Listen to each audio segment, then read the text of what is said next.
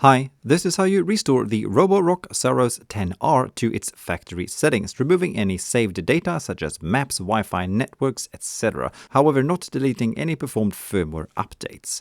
First, make sure that the robot is powered on and then begin by lifting it out of its little house.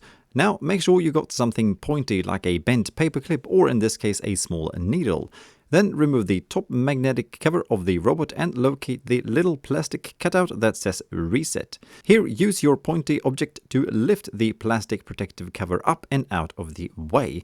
And then locate the even smaller little hole next to the USB service port underneath the plastic cover that you just removed.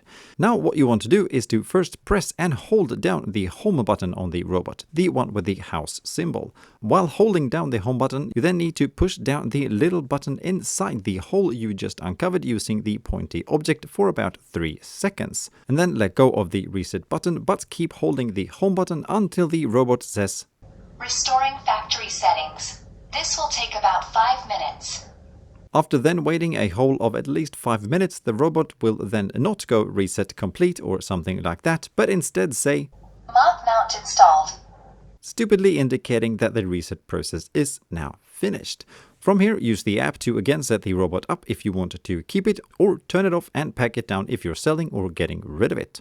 Alright, that is about that. Please do share any thoughts or questions in the comments below and I'll do my best to answer them. Thank you for watching.